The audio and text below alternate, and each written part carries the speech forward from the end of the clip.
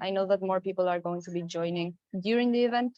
But I would like to start by, first of all, thanking Hameed so much for being here. So Hameed has a lot of experience in environmental teaching, in research, and in outreach activities.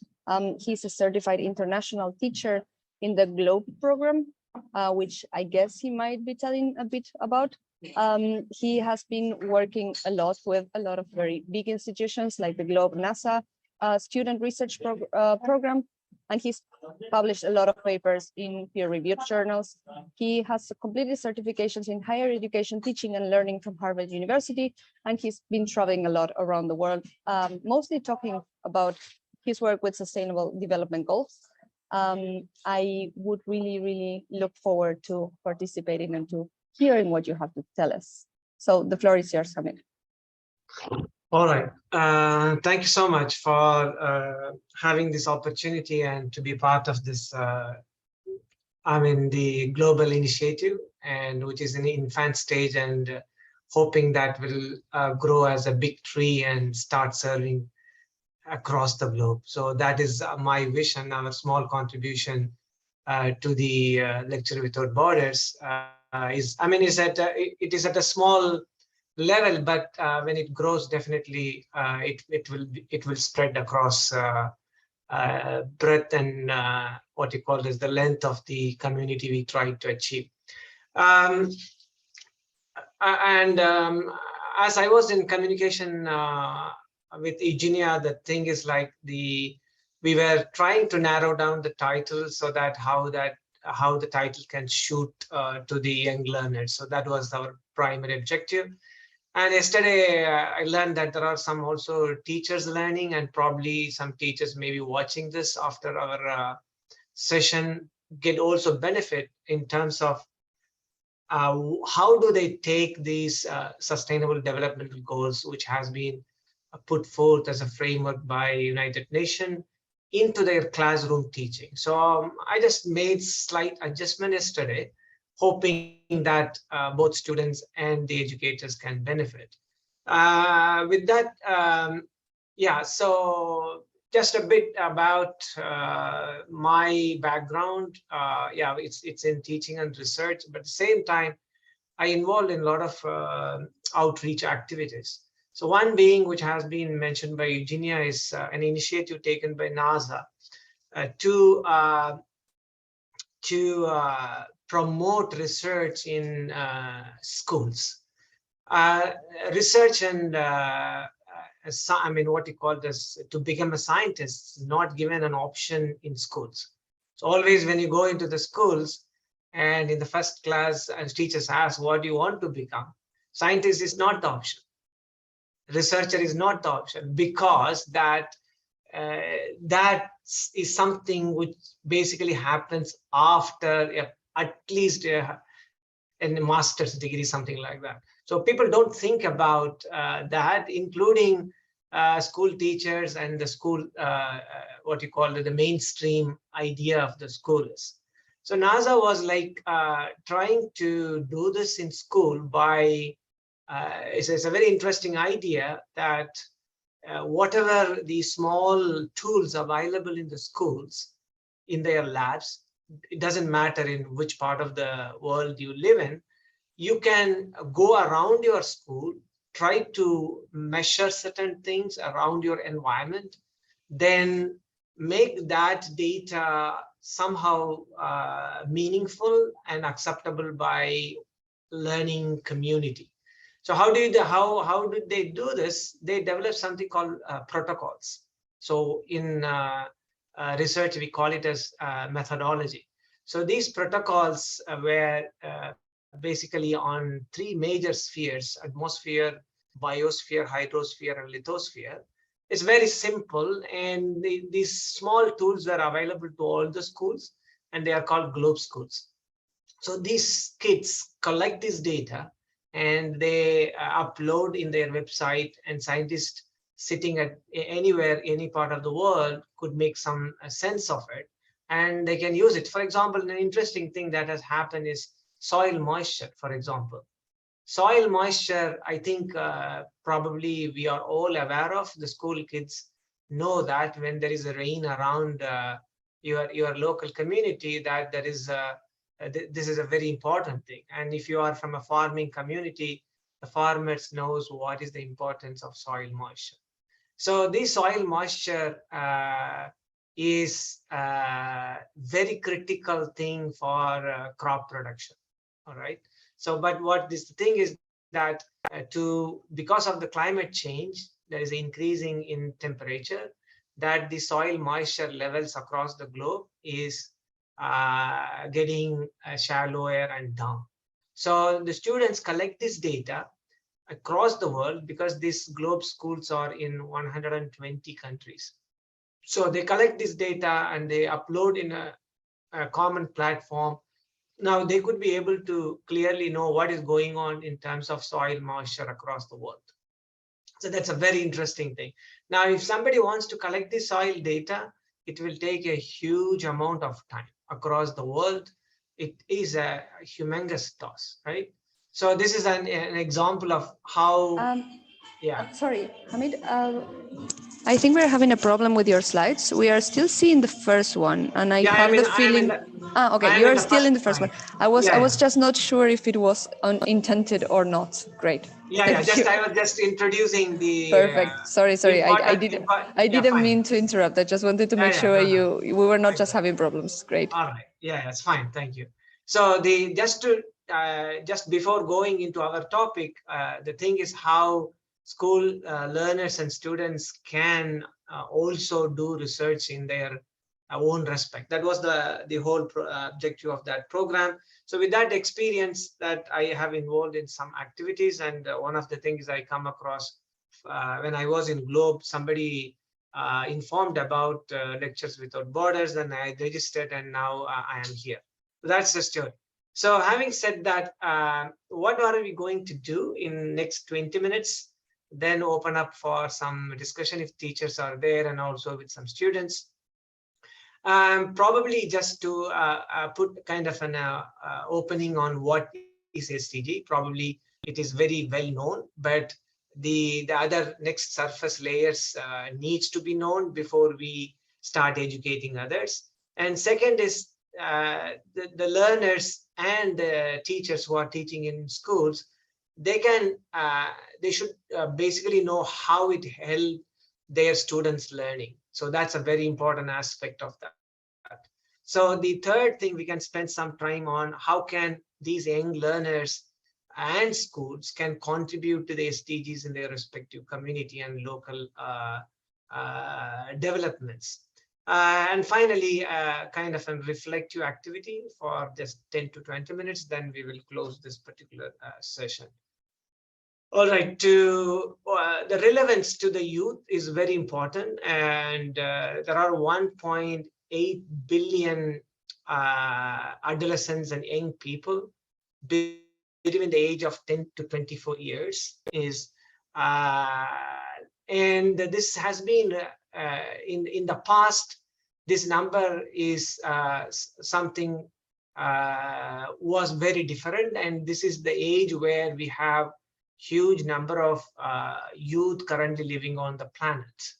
So, and out of that, these 1.8 billion, 90% of whom live in less developed countries. This is a critical juncture of importance, because that this potential youth can be used in contributing to SDGs in their respective countries. 2030 agenda, which is up the follow of the different proclamations which comes from the United Nations. The future of humanity and our planet lies on in our hands, and it also lies in our means, that people who are in decision making, and we are talking about adults. It lies also in the hands of today's younger generation, who will pass the torch to the future generation. So it's a very important thing. These are the people who link the previous generation to the next generation. Having said that, hoping that people have some sort of, interested in some activities, I brought something but I'm not sure. Probably we will try because we have plenty of time. I will come out of this particular thing. That's a small activity. If you have mobiles with you, or if you don't have, probably you can use the chat box. Let me try to share another screen just for, bear with me for a few minutes.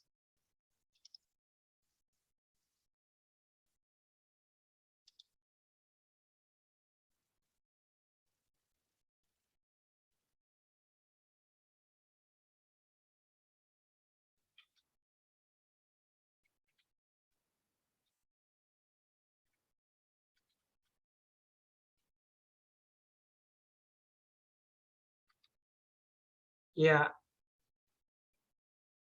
All right.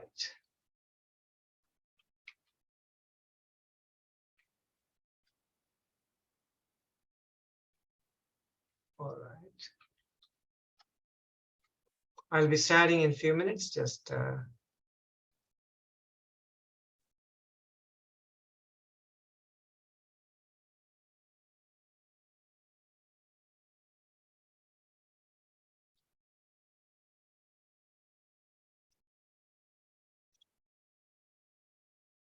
share. All right. You see the slide? Yes, yes, we All can see right. the slides. All right. Thank you. So, yeah, if you have your mobiles with you, maybe at least one or two, it will be also interesting to know how this technology works. It's very nice. Can anybody, I mean,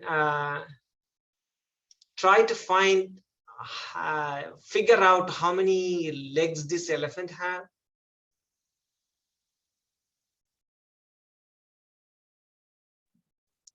Sorry, Just do you have the code of the Menti for us yeah, to yes, log in? yeah. Great.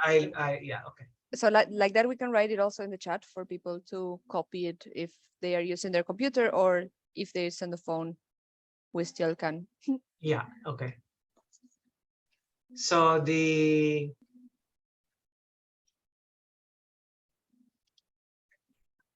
is the code, as you see on the, it's 14459139. Great, thanks. 14. So I will write it in the chat for Yeah, people. please. Yes, yes.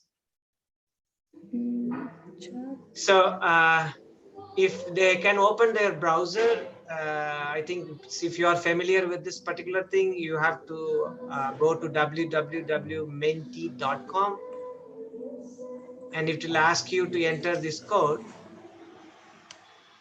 Then you will be able to answer this question.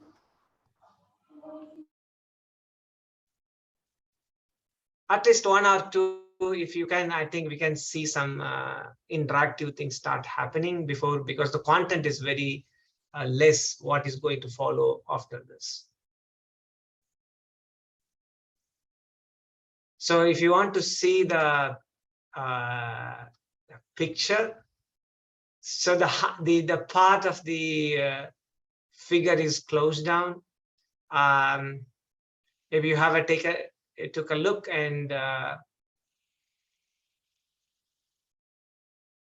so those who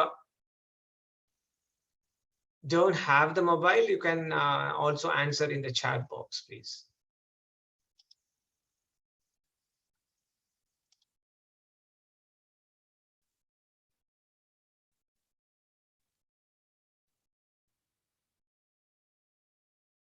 Interesting.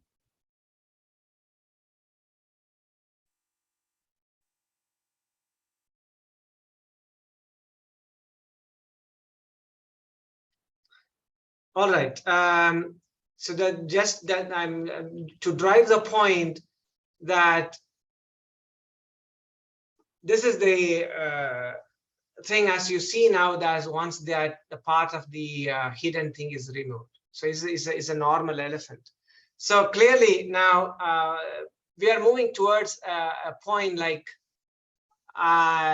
before we go into the content, And you can also take one more look at this picture, trying to tell us that, is this horizontal lines parallel or do they slope?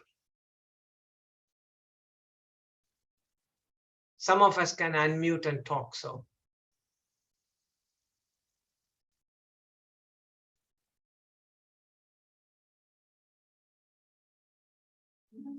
So what I see is just the same figure in the page. So I don't know if I can answer the question. But to me, they slope. They are not parallel. All But right. somebody answered that they're parallel in the chat. Yeah, so yeah, actually there is a kind of a illusion. So when you start focusing on the particular line, you can see that it is moving. Is that right? Yeah, to me, it's definitely the case. Yes. Yeah.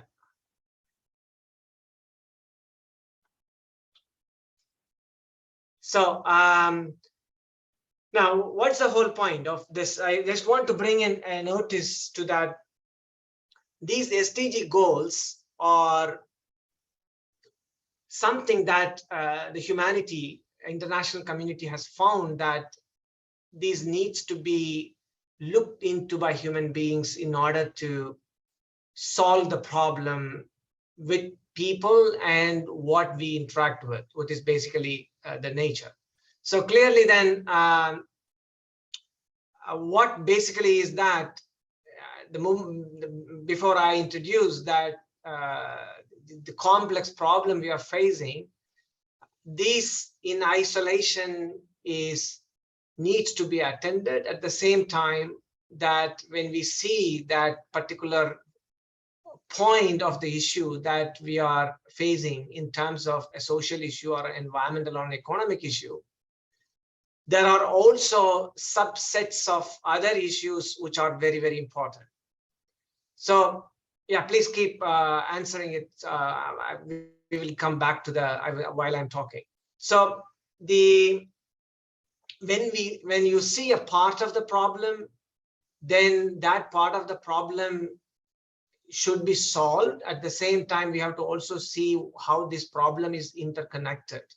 So if you look at most of the social problems we face now, we try to target them in isolation, but at the same time, and all these problems are somehow very directly and indirectly connected, right? So this is all true with all problems we have as a humanity. Number one, either it can be a social problem, a problem coming from our environment, or problems related to the economic issues, so on and so forth. So, so why I was asking for your favorite color is just SDGs are visualized in forms of colors. If you have seen this earlier, I'm going to go back to the slide and all right. So then it is color coded. That's what I mean, when we use this, we ask the students, I hope you see the change of slide, correct? Are you seeing the SDGs yes, now? Yes, we are. All right, thank you. So these are 17 sustainable developmental goals, and the international community has come up with prioritizing some of these, all the common problems we have in the world. And definitely there are something which is very locally connected or locally generated problems. We may not be able to in a position to put into these big baskets. So it starts with the no poverty, which is basically you might be very, very aware of from whichever part of the planet you come from, and to end up with the 17th goal, which is we need partnerships for achieving all these goals, right? So Now the thing is that uh, how does this SDGs, knowing these SDGs or talking about these SDGs or bringing them inside the curriculum will help the young learners in certain way. Number one is that when we talk about 21st century skills, I mean, the skills what we want to impart to our students to be able to sell themselves in 21st century market, there are many skills which is required of them. The primary one is the critical thinking skills. So having known and aware of SDGs, at least in their local community, it will make our learners as critical thinkers. They can make sense of their personal experience, what they face in their particular community, and asking questions about the world around them. And when sustainable development goals are taught inside the class, it's almost there in most of the curriculum, then this will in fact initiate critical thinking in the minds of the young learners. It can also make our learners as the change makers, the agents of change in their respective community, by acquiring this knowledge about what is the current problem of SDG and what is their country prioritizing in next 10 years or 15 years, will make them work on that and pursue them on that particular field, and that knowledge will give them power to act and mobilize others. And thirdly, we need solution for such problems, right? So these young learners, once they invest their time and the learning things on this, they can bring in fresh perspectives to the table. And this is a very important thing, that the new perspectives are needed, and these youngsters can bring that to the table. And also, we need effective communicators, and basically young generations are kind of a link between the generation of the past and what is going to come in next. So we need young people to be communicating these messages to among themselves to the others, and they can be it can develop their communication skills. And finally, we all expect that at least one in a decade, we need one of our students become a community leader. So the knowledge they gain through these problems going on in their communities, by identifying what is the sustainability issue in their community, and by knowing them pursuing on that will help them to equip with leadership skills. So in a nutshell, that this is a very good document, and taking this what you call this, the flavor of document inside our curriculum. And I think every individual teacher can innovate by taking SDGs, I mean, in their own ways, in when they are teaching any kind of content. It's very possible. So when that was put forth in front of the young learners, definitely you will be equipping them with all these particular skill sets they require to help the community. Having said that, then where they can intervene, and the document has identified the 5 Ps. I think probably most you are aware of. You can change people's condition, and also you can change the condition of the environment from where all we get our resources. And these are the prerequisite for making, or what you call this, at least providing the basic amenity to the people around our local community.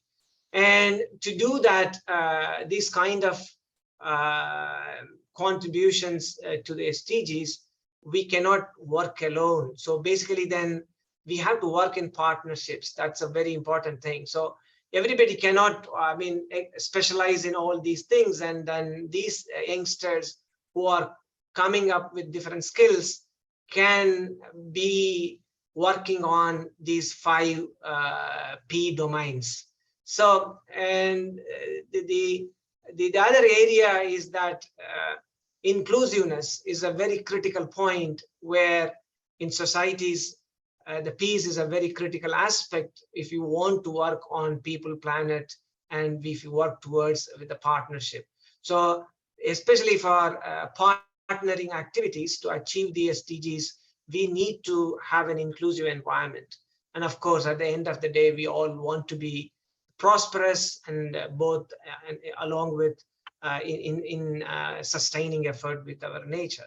So these 5 P's are the areas that one can pursue in terms of what they can contribute towards the sustainable development goals. So if there are some teachers in here that this is a slide basically for them and as well as for the students, that what is my learning objective for SDG? So this is a very critical point, that most of our curriculum focuses mostly on cognitive learning objectives. That's how the things were made. So we need these 3 domains of learning in order to contribute for SDGs. So what is the cognitive domain? It comprises of knowledge and thinking skills necessary to better understand SDG and the challenges in achieving it. So of course, the curriculum is full of that. So if you are talking about a water issue, and definitely they know about water in different subjects, especially the chemistry of the water, the biology, and all kind of things, and the essential need of water. And in that particular point, clearly then this knowledge is necessary, the scientific knowledge is critically necessary to understand if you want to get a solution for that particular problem in the society. And the later 2 is more important in sense of, like, for example, the socio-emotional domain includes the social skills that enables learners to, for example, like to collaborate. So this goes back to the partnership, negotiate and communicate to promote SDGs in their community. And it also is very important that the self-reflection skills, values, and attitudes, motivation that enable learners to develop themselves. So this is very much lagging in our what you called as individual lesson plans into the classroom. And last not the least, the behavioral learning objective. So how the first 2 can be translated into an action competencies. So I found a UNESCO a document on SDG.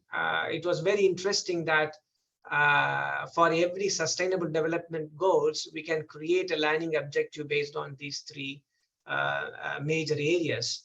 Of course, the first one is already there in our textbook. And as a teacher, for example, I'm teaching at higher education, I am interested in how come I teach, like, for example, a waste management course with the learning objective of social emotional learning and behavioral learning. That applies to any field. Like, for example, how can I teach a chemistry of water in terms of what is the learning objective in terms of social emotional learning and behavioral learning? So this is very, very important for the teachers. They can try in their class, and definitely nobody is going to stop you doing that. So this is where basically we can take SDGs inside the class and make our young learners who can really contribute to the society as a citizen of that particular community. So so this is a very interesting development in terms of how our curriculum should work. Of course, cognitive skills and knowledge are important. At the same time, our learners should have a social emotional platform so that they have a better attitude to execute at the end of they become a graduate, a resourceful person. So finally, now this is the point that, okay, now how do we know that what SDGs are more relevant to my community? So depending on our development status or developing status in transition of development, our community, what I mean by community is this a country where we are living in, they have different priorities.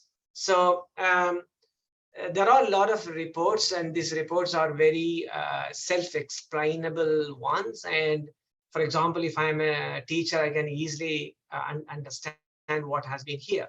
So this report is for Africa. I just took an example.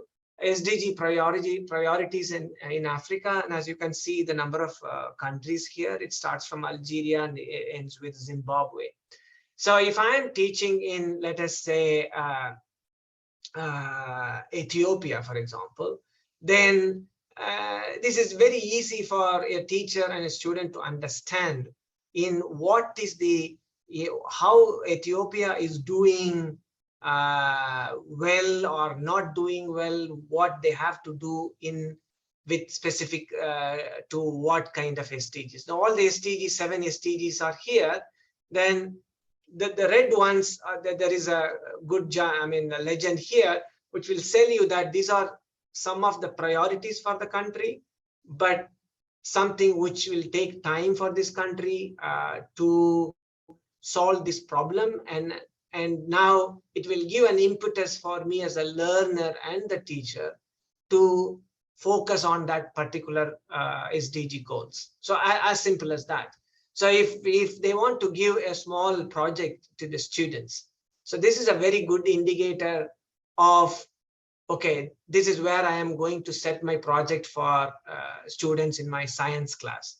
If it is a social class or some other classes, then where is the predominant SDG that will fit into this particular subject? So that will help teachers also identify problems related to SDGs, and that will definitely keep them narrow down how they can contribute.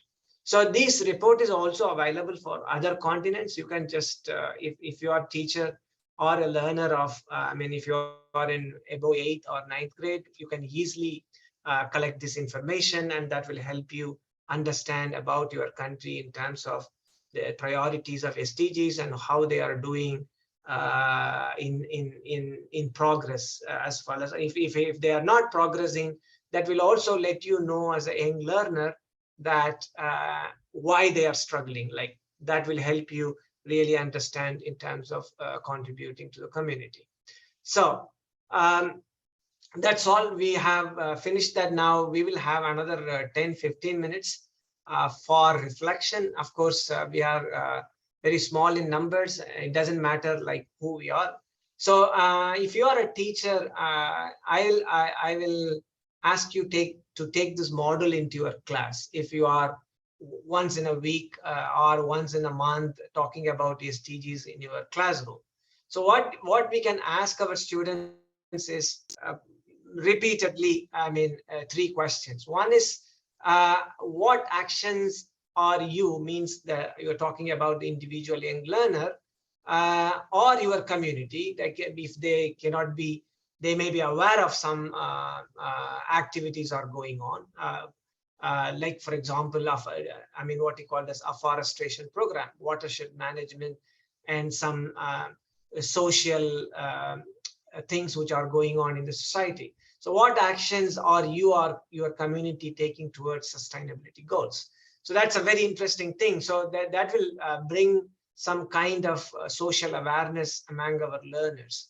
So having said that, we will take kind of a one reflection on these things. Can somebody please participate by saying that in your community, what actions, if you are not taking, or you can share with us what your community is taking towards sustainability goals. Yes, please. No, I was going to say that if participants that are just joining as attendees and want to unmute themselves, please, you can raise your hand and I can unmute you, because I know that attendees cannot unmute themselves, but I would be more than happy to unmute people if they want to participate by talking.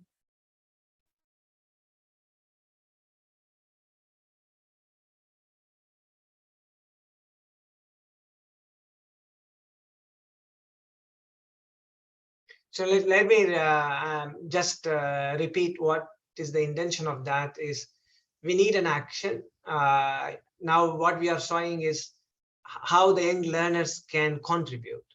So if they are already taking some action in individually or participating with some NGOs or in school clubs, whatever it is, anything individually or in a group, or are they aware of any what is going on in their community, some actions taken towards sustainability goals?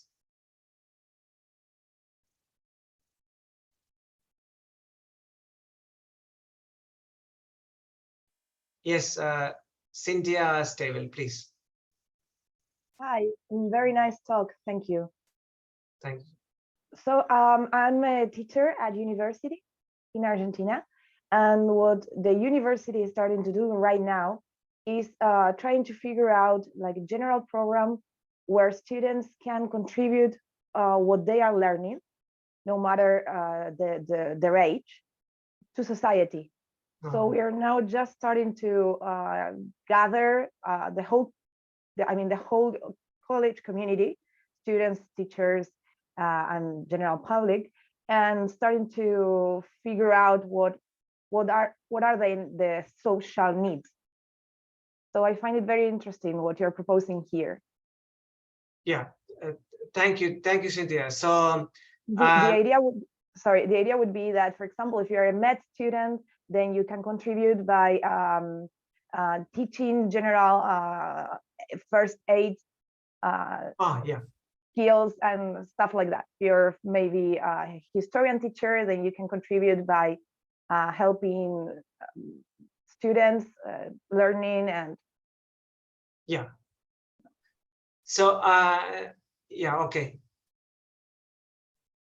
Simona, please. For example, I'm an IT teacher and also a headmaster of a high school in Romania, and not wanting to do so, but it happened that some of the skills that you mentioned here for social development was implemented these days in my school. It was about offering first aid, and we invited but a doctor to present all the first aid issues to the students.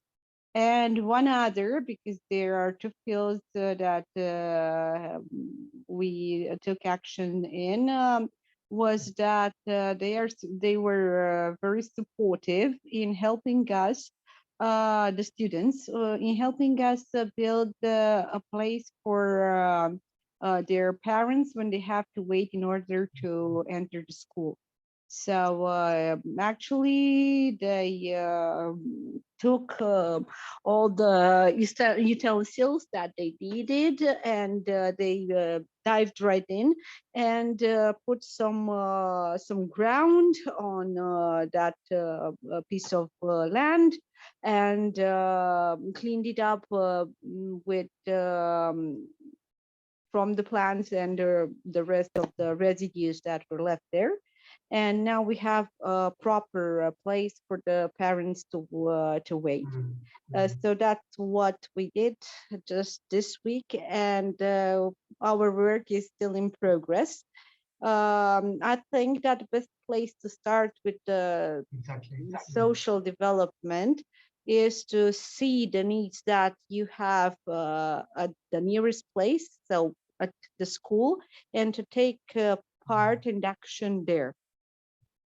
Yeah. Thank you for all that you envisioned and you told us. Thank you. So because, yeah, okay. Shivani, please.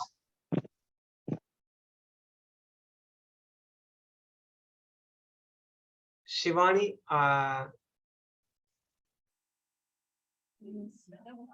yes, I tried to allow Shivani to unmute herself, but I don't know if she can. Oh, there it is. Hello. Yeah, please go ahead, Shivani. Good evening, sir, and everyone. I'm from India and I'm in higher education. So one of my scholars' work was on values education for children and how it impacts their behavior Mhm. and lead to a positive behavior among children. So what was seen that values education has impact on behavior of the children. So what I realized that it is basically when the students or the children, they become sensitive towards the environment and human beings, then automatically they will inculcate the good behavior or the habits, and they will strive to work towards the improvement of their environment and other human beings. So that's what my point here is. All right.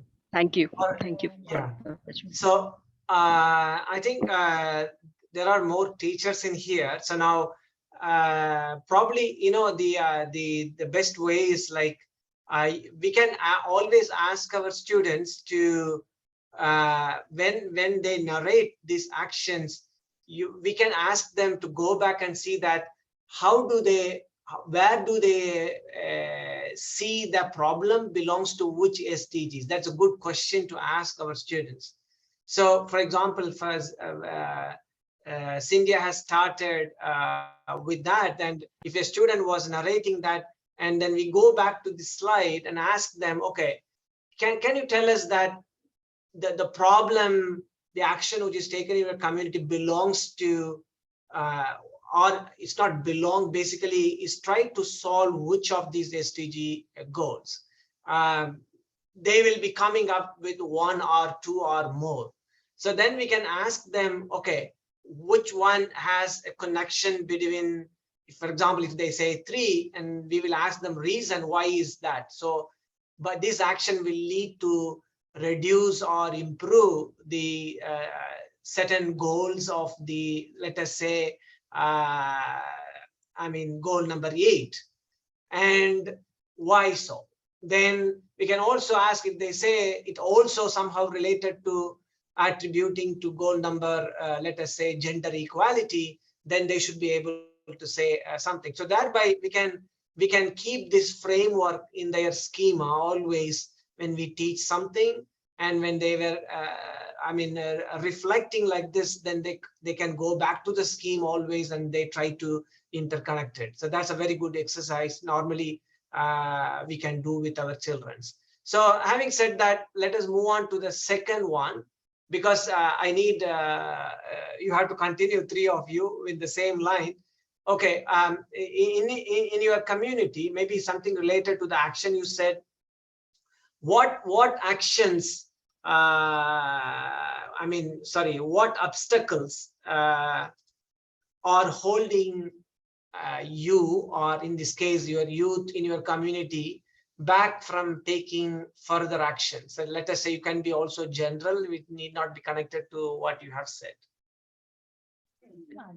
So to me, if I may, what I tend to identify as one obstacle is that I find that the youth is sometimes overwhelmed with how big certain problems are in their communities. So they are good at identifying a problem, but then they become paralyzed when they see that the action is too big to overcome. And sometimes it's very hard to help them find specific actions that they could be taking that could contribute to the problem, but maybe not at the scale. I think they want to tackle the whole problem at once, and sometimes it's hard to make them understand that one small action is better than no action. Exactly, correct. That's a perfect one. And somebody wants to come in, obstacles for our learners.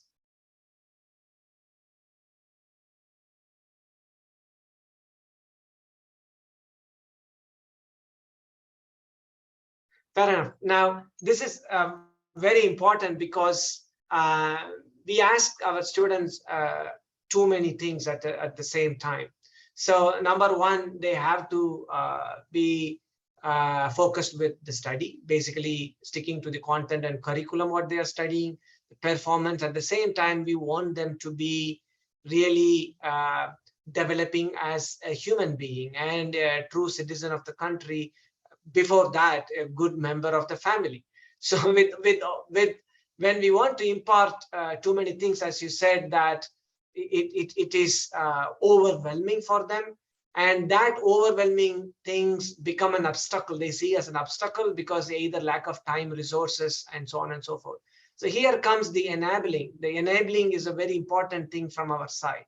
So how are we going to remove the obstacles as a teacher and a school? And also as a learner, they should also think about, is these obstacles are really an obstacle, or this obstacle is in their mind? They have to they should have a self planning and self realization, so that they can never no more see these obstacles and obstacles, so that they can be continually doing this action, so that can benefit themselves and others.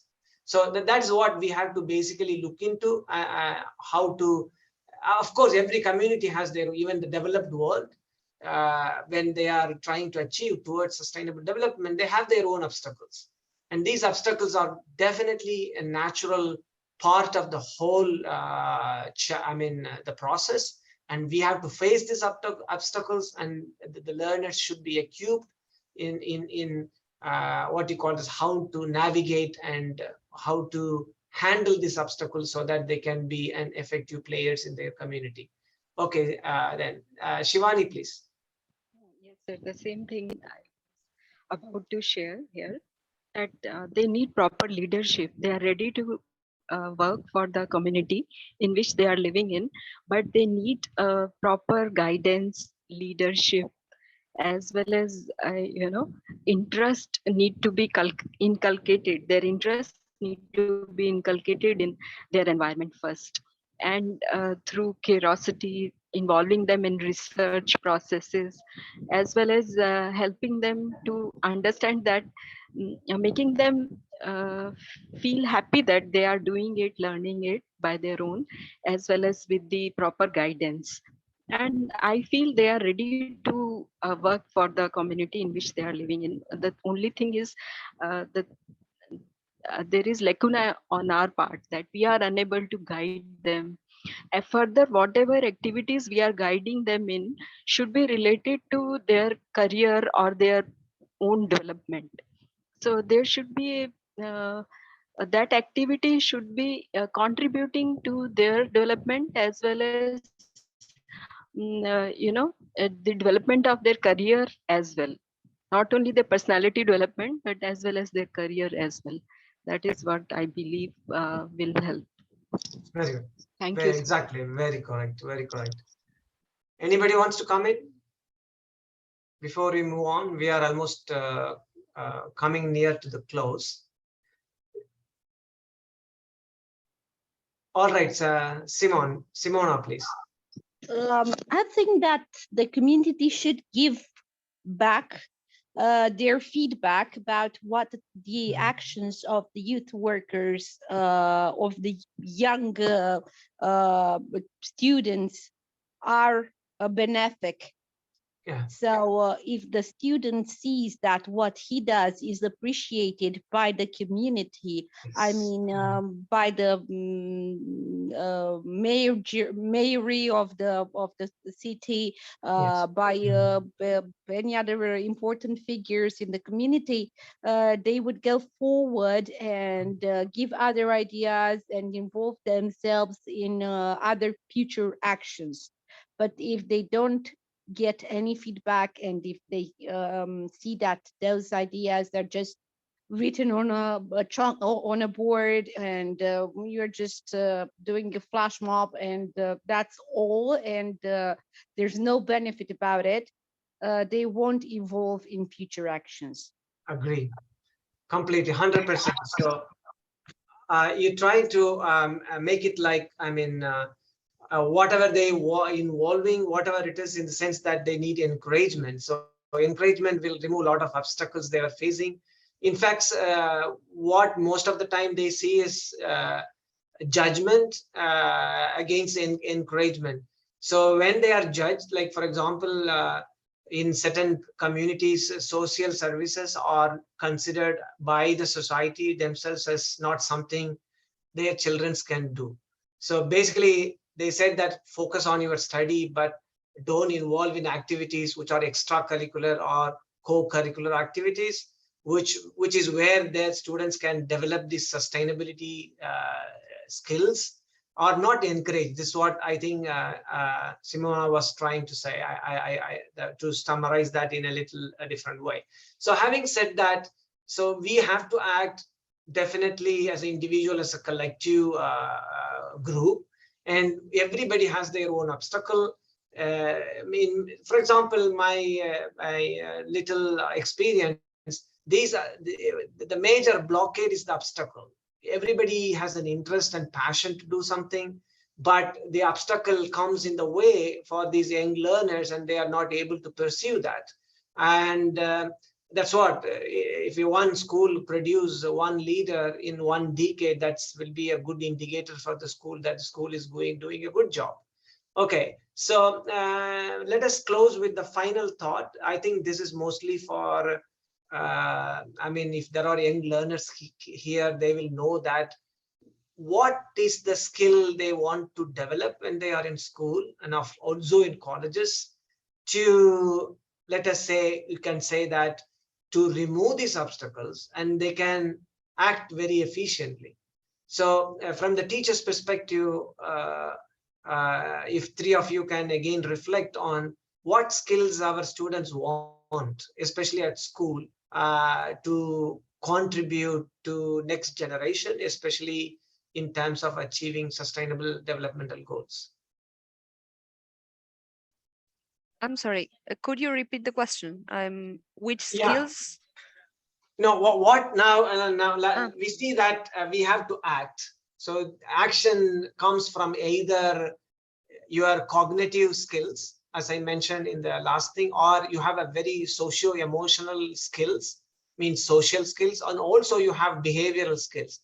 So if you combination of these three skills or one set of skill is very important for action, is very necessary. At the same time, you also have exclusively socio-emotional skills to remove the obstacles, because if somebody's emotional intelligence and emotional skills are very what you call this rudimentary, we see every obstacle as an obstacle. If a teacher gives as Simona was saying, that I mean, if you do not encourage, is good, but if you give a negative comment, it will become an obstacle on the way of the learner to proceed further. So how do they remove? Only by having a social emotional skills.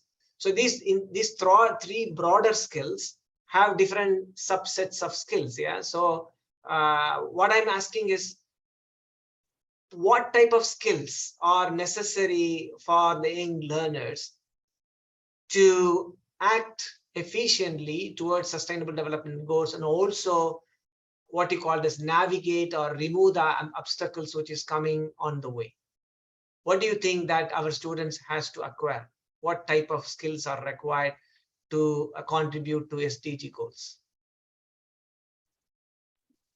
Is it clear now? Yes. Yeah, go ahead. Go ahead. To me, one thing that I think it's usually very important is the social skills to like relate to others that are already involved in these types of projects and be curious and open to learning.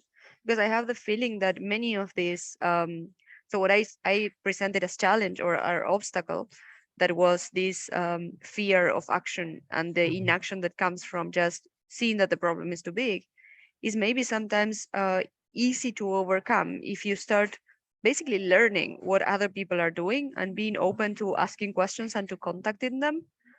Sometimes I feel that when I encourage my students to just get in touch with each other, like it happened yesterday, literally, that I met a student and she was like, I would like to get involved in something related to protecting the ocean ecology.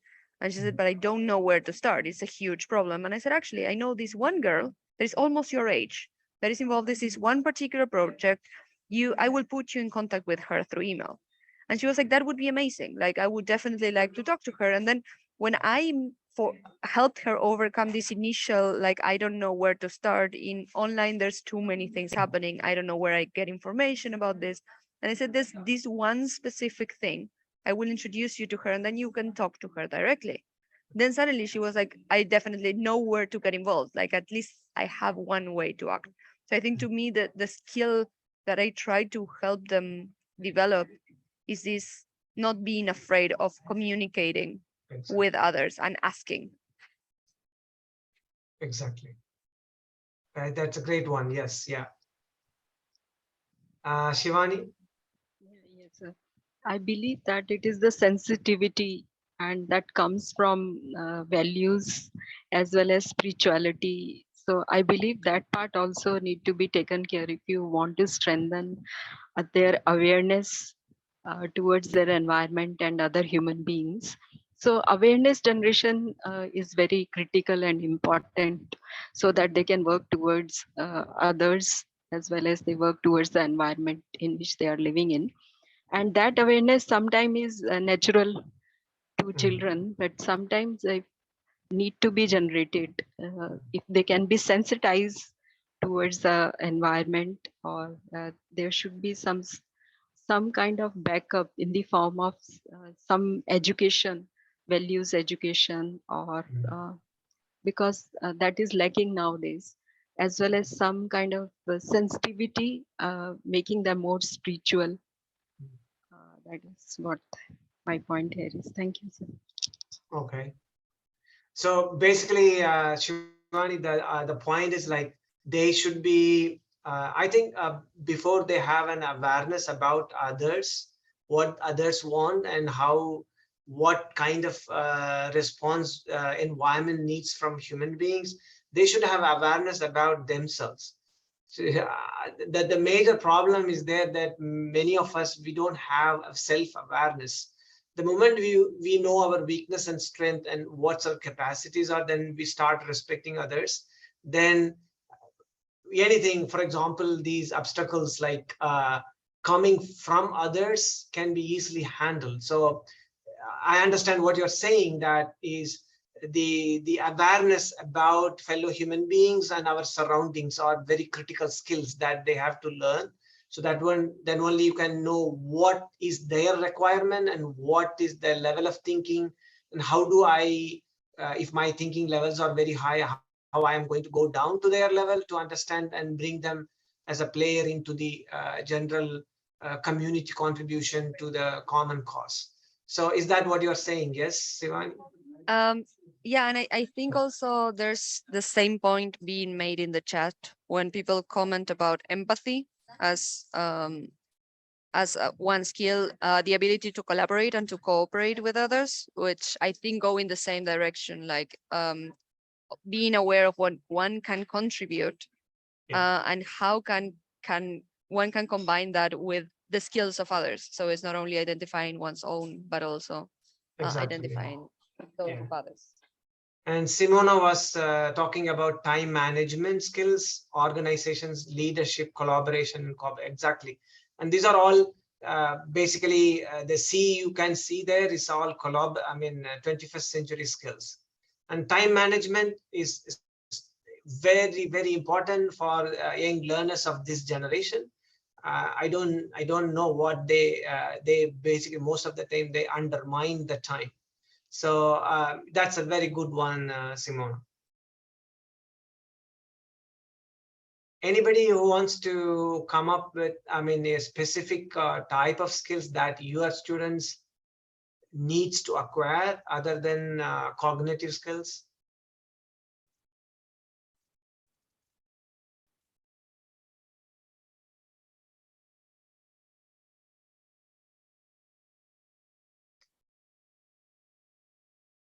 So now let us close that. I think it is a very good thing that now the whole point is because we all are teachers here, and this is a very good reflection activity.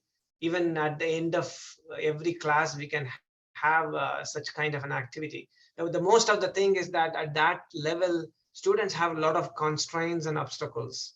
They're starting with overwhelming loading of things on them, and they get track of the main purpose of their purpose of learning. And these questions are very, very important. what is their current action, what is their future plan of action, what obstacle or constraint is coming on its way, how they are going to deal with that. And they cannot just deal on momentarily and trying to again face the same problem again. They have to develop the skill sets, and these skill sets are very necessary apart from what they learn from schools.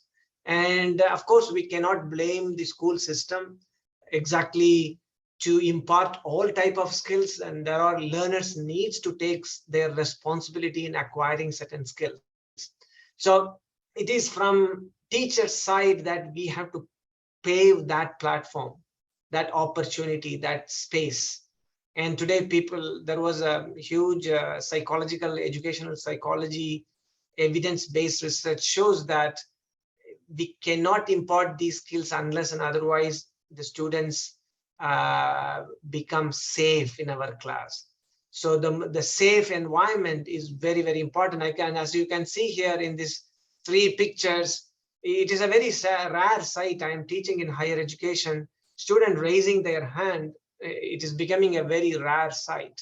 So we cannot hide behind as a teacher saying that I have tried my best, this and that.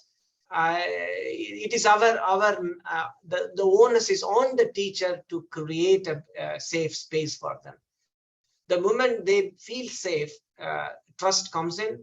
The moment the trust comes in, automatically they will start asking questions in the class, thinking on their own, and definitely they will develop their own career in terms of critical thinking, problem solving, and definitely you are putting in pipeline a leader for the future.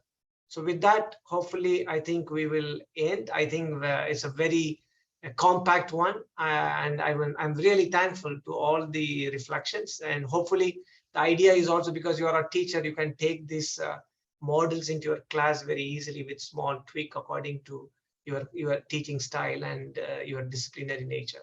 Thank you so much. Thank you very much for all the attendees as well. Thank you for being here. Thank you for participating.